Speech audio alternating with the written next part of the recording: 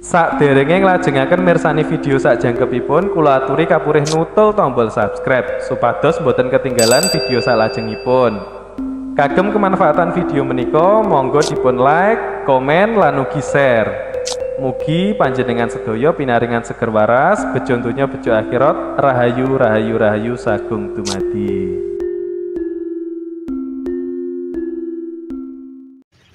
Terima kasih sudah selalu support dan dukung channel ini. Tetap setia menemani Kang Tro. Teruntuk yang sudah like, subscribe, dan share, matur sembah nuwun.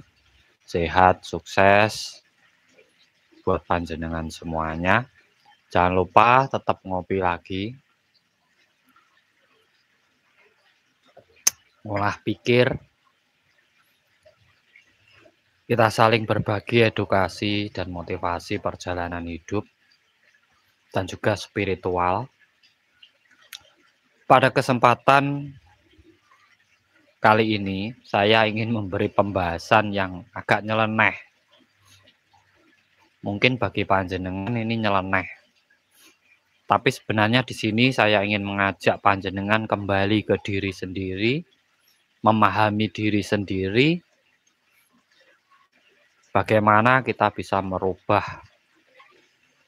perjalanan hidup kita yang mungkin dari tidak enak jadi enak, yang susah jadi seneng, yang belum makmur jadi makmur, sesuai dengan keinginan panjenengan.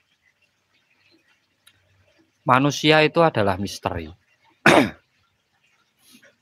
yang kemampuannya atau kekuatannya itu tidak bisa dijangkakan.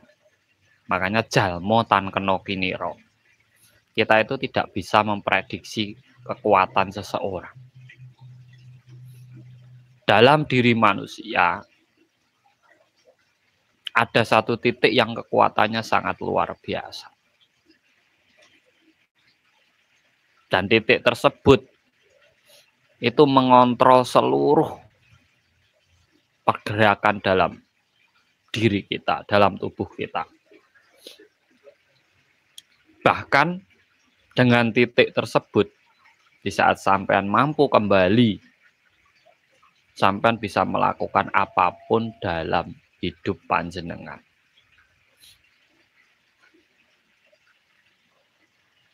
Apapun.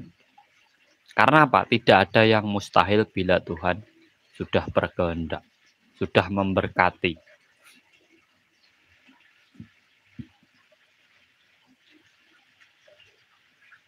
Nah, di sini tadi saya kasih judul cara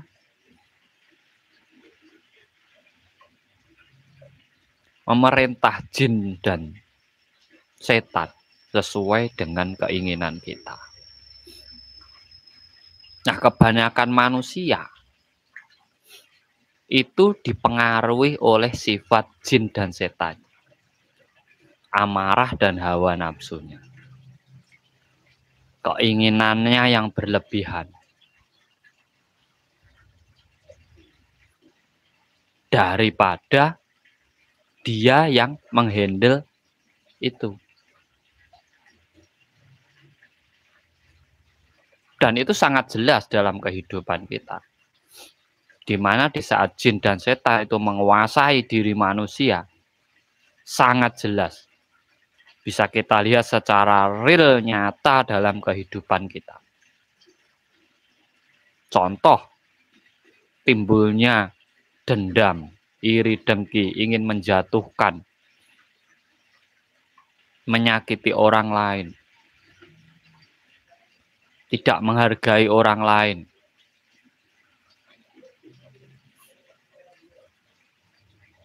Itu adalah di mana saat manusia itu sendiri dipengaruhi oleh sifat jin dan setan itu sendiri. Nah, di sini bagaimana kita bisa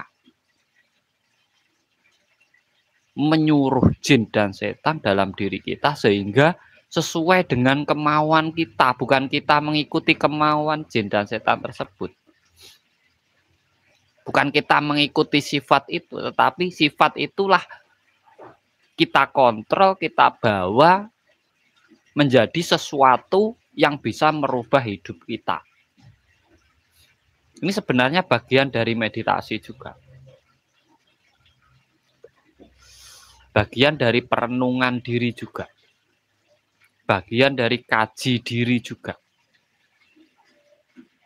Di saat kita mampu menghandle sifat jin dan setan itu, maka hidup kita akan selalu dalam kebajikan. Bukan kebaikan, kebajikan, kebagusan. Karena apa? Kita tidak akan menilai orang itu berdasarkan kita senangi atau enggak, sekeyakinan atau enggak, sepreferensi atau enggak, sejalur atau enggak, sebangsa atau enggak. Itu sudah tidak dipakai. Karena sebenarnya pembatas itu muncul karena adanya pengaruh sifat jin dan setan. Itu tempatnya di rasa kita. Lebih jelasnya lagi tepatnya ada di dada kita, paru-paru dan jantung kita.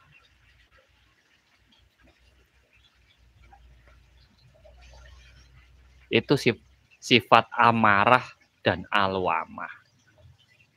Ada di situ. Nah, untuk menghandlenya adalah satu titik ini yang memiliki kekuatan luar biasa yang bisa merubah apapun konsep dalam hidup panjenengan. Bahkan bisa merubah di saat sekarang sampean sedang terpuruk, di saat sampean mau kembali ke titik ini, sampean akan bisa merubah hidup panjenengan semuanya. Di mana itu? Pola pikir kita. Saya berikan satu alat yang tidak dimiliki oleh makhluk yang lainnya dalam diri manusia, yaitu akal pikir. Kembalilah ke situ. Dan itu kekuatannya tidak bisa diprediksikan oleh siapapun. Hanya panjenengan dan Tuhan yang tahu.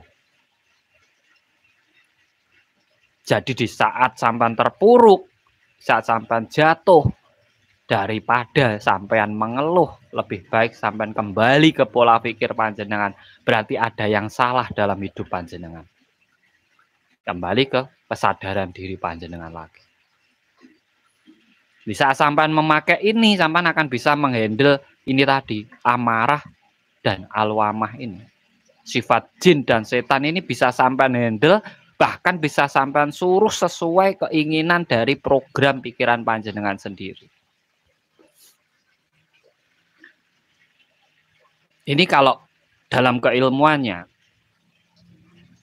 di saat kita mampu menyuruh jin dan setan yang ada dalam diri kita, kita gunakan untuk menjatuhkan lawan, namanya jadi santet. Di saat kita menggunakan jin dan setan untuk mengikat orang lain, namanya jadi pelet. Jadi pengasihan. Di saat kita menggunakan jin dan setan, kita suruh untuk menarik orang lain, jadinya pelarisan. Dalam meditasi nih bos, nggak usah pakai puasa, mantra atau tetek bengek. Diam, tenang, kembali ke pola pikir. Kembali ke naluri panjenengan.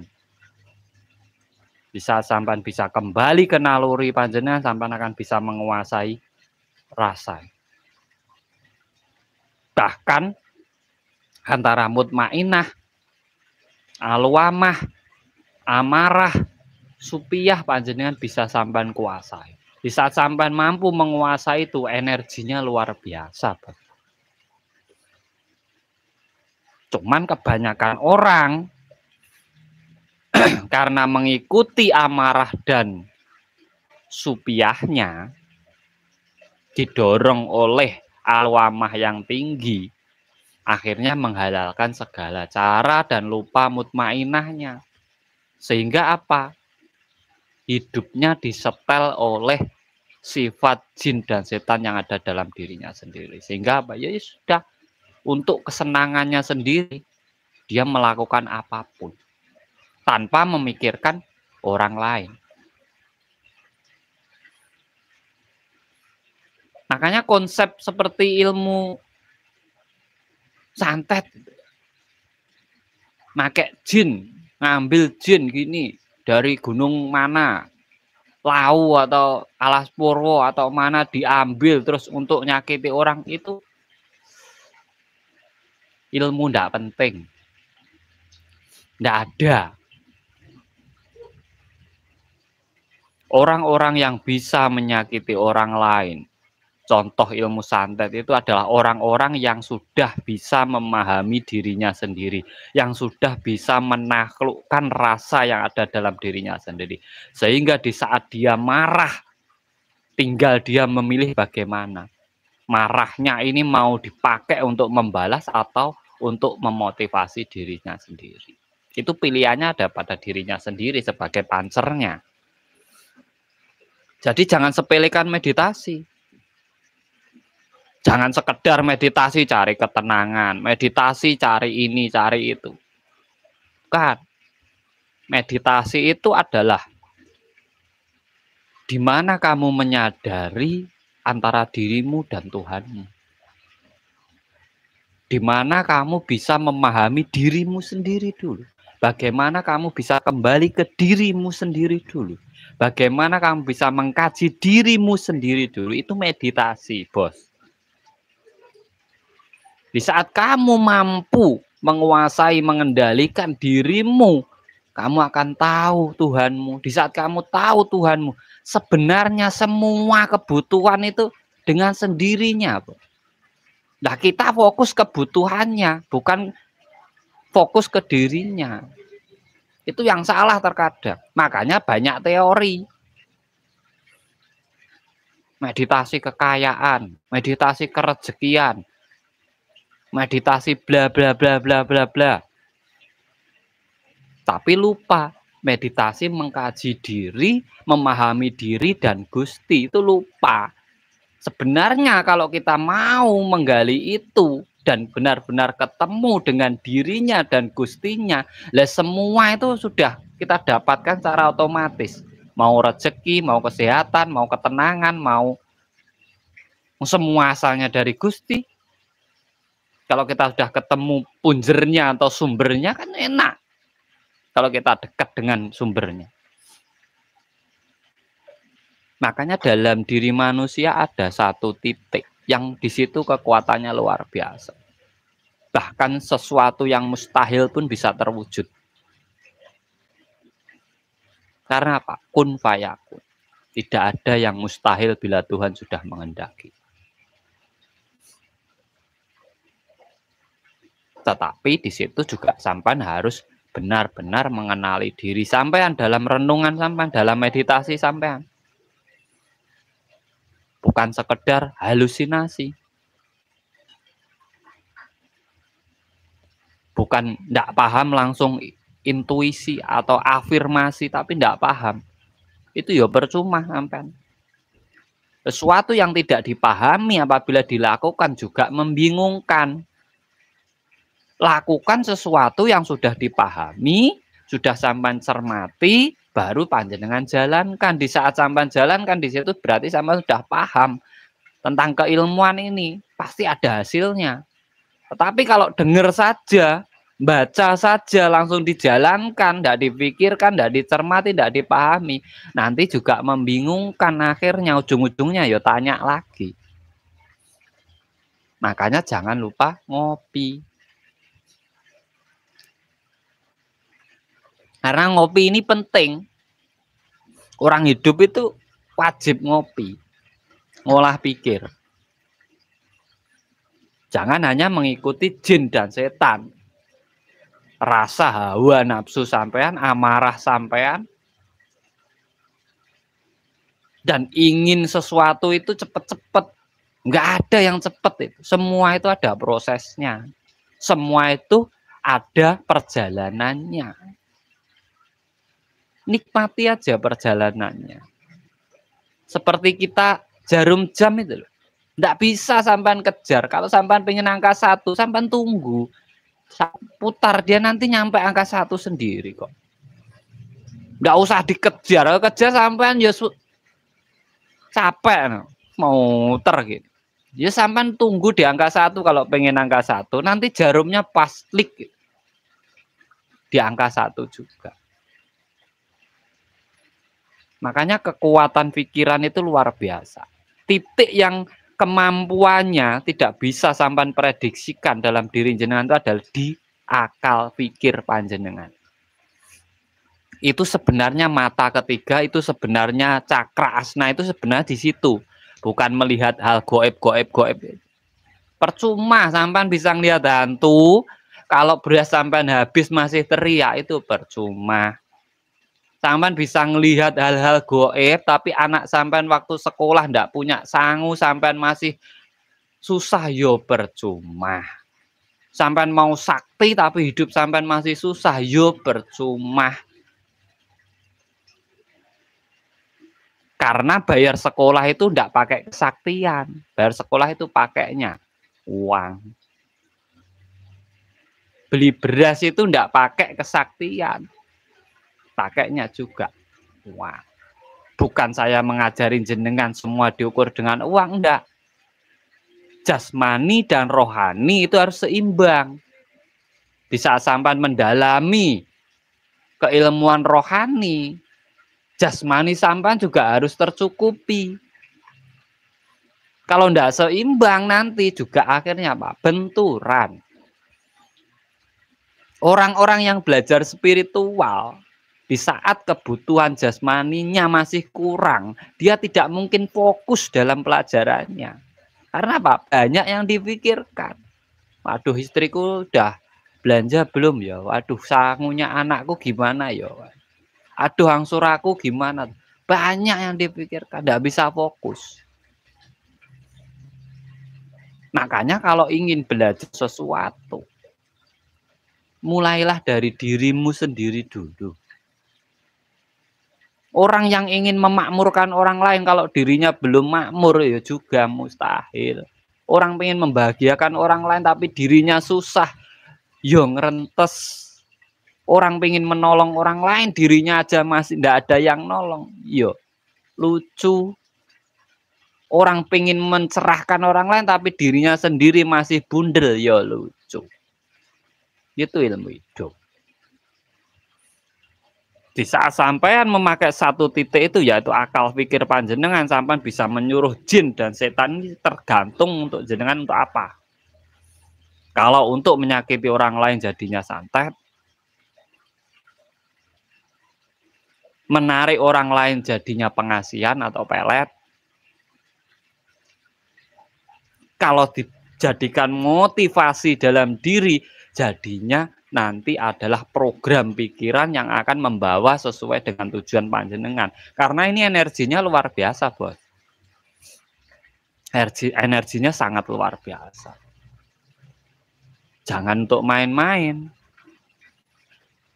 Karena apa? Hakikatnya diri kita adalah alam semesta. Gejolak yang terjadi dalam diri kita ini mempengaruhi alam sekitar kita. Makanya kalau dunia lagi bergejolak, ya lihat sendiri panasnya ya bukan main. Cuaca pun bergejolak, alam pun bergejolak, ya karena manusianya bergejolak.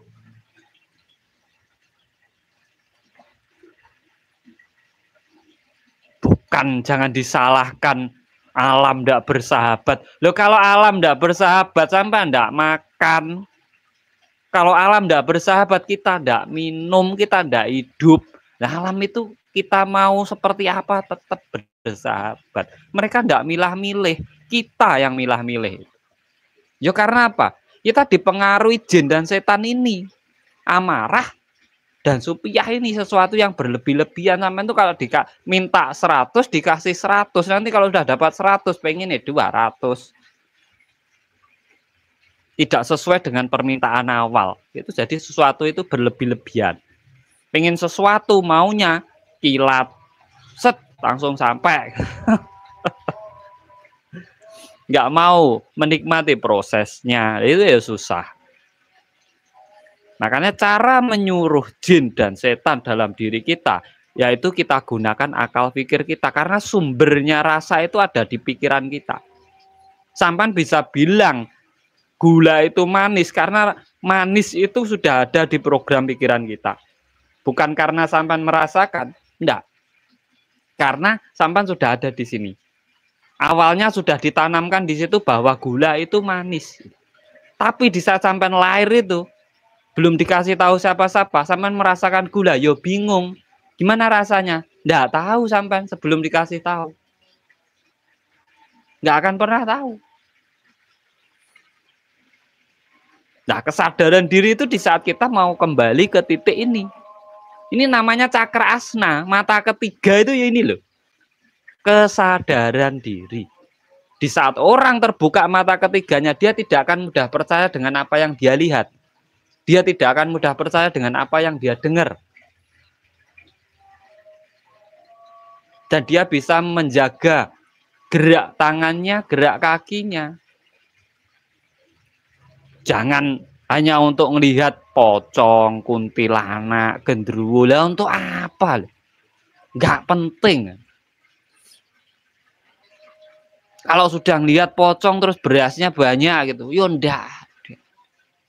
Yang sampai nyari-nyari ke makam sana sini untuk melihat penampakan, melihat memburu bangsa goib. Loh, bangsa goib aja ndak pernah buru, jenengan sampan buru. Susah mereka juga. Mereka juga butuh kedamaian. Nggak usah diganggu kalau ndak ganggu. Nah, jin dan setan yang sebenarnya itu ada dalam diri kita. Inilah musuh kita yang sebenar-benarnya. Amarah dan supiah kita. Kalau kita bisa menghandle ini, hidup kita juga akan indah, nyaman. Jadi kalau pengen nyakiti orang, pengen nyuruh jin dan setan, ya enak. Kontrol pikiran, fokuskan siapa yang diharapkan, kuatkan niatnya untuk apa ini. Oh, biar dia orangnya tombang. Oke, naikkan ke dada, amarahnya ditinggikan, ini naikkan ke pikiran, disalurkan ke sana, ya beneran nanti. Itulah santet. Enak melajarinya, enggak usah susah-susah. Dipraktekkan, jangan percaya. Saat sampean marah, coba fokus ke orangnya gini. Sampean batin aja, dari rasa marah jenengan ini sampean tinggikan, sampean biatin celaka kamu, dan nanti dia celaka. Tapi jangan gitu. Itu berarti sampean masih terbawa oleh hawa nafsu ini. Masih terbawa oleh amarah ini. Di saat kita marah, kita handle pakai pikiran kita. Akhirnya menjadi sebuah ketenangan, kita bisa menurunkan api dalam diri kita sendiri. Tenang kembali. Akhirnya apa? Mau diajak orang, mau difitnah orang, mau dicaci maki orang, tetap tenang. Nggak terbawa jin dan setannya. Kita yang nyuruh, jangan kita disuruh jin dan setan. Kita yang mengatur, jangan kita mau diatur oleh sifat jin dan setan dalam diri kita sendiri. Itu kalau mau enak hidupnya. Kebanyakan orang itu ya enggak seperti itu kok. Ya meditasi itu kan untuk itu sebenarnya. Kembali ke satu titik kesadaran diri agar bisa menghandle semua yang ada dalam diri kita. Di situ kita bisa mengkaji diri, kita bisa ketemu dengan Gusti, bagusing ati, bagusing lati, bagusing pakerti. Jadi kita menjalankan kehidupan itu dengan bijak. Sini ya bijaksana. Jangan bijaksana aja, tapi bijak sininya ndak. Kepada diri sendiri ndak, ke orang lain terus ya ndak. Kita ini juga makhluk ciptaan Tuhan yang Maha Kuasa. Ya harus kita hargai, kita hormati, kita cukupi, kita sayangi. kita pelihara juga badan kita ini juga salah satu ciptaan. Nah, ini semoga bermanfaat buat panjenengan semuanya. Jadi di saat kita bisa kembali ke pola pikir kita yang benar, di situ kita bisa mengontrol amarah kita bisa mengontrol supiah kita, aluamah kita, bisa kembali ke mutmainah kita. Di situ sampean mau nyuruh apa, Jin? Mau pakai apa sampai? Nggak percaya, buktikan. Jangan percaya saya, tapi saya tidak untuk dipercaya, karena di sini saya hanya memberi edukasi. Agar apa? Kita tetap memiliki semangat dalam hidup kita. Jangan lemah.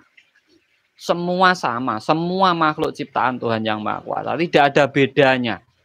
Mau trah turunnya apa, mau keturunannya siapa, kayak enggak penting.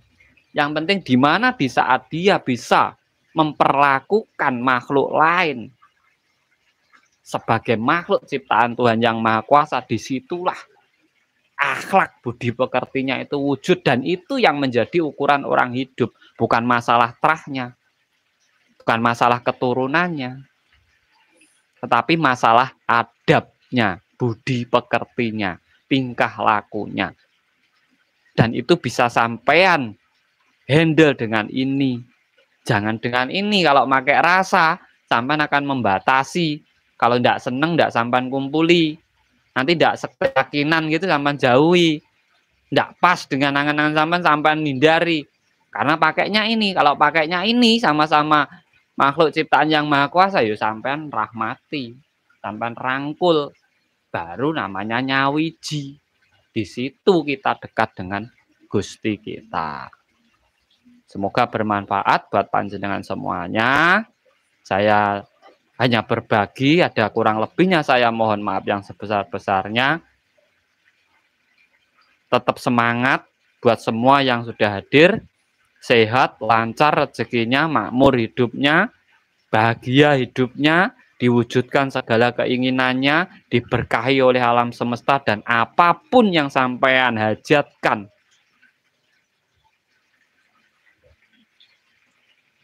diwujudkan oleh alam semesta. Salam cerdas, salam rahayu.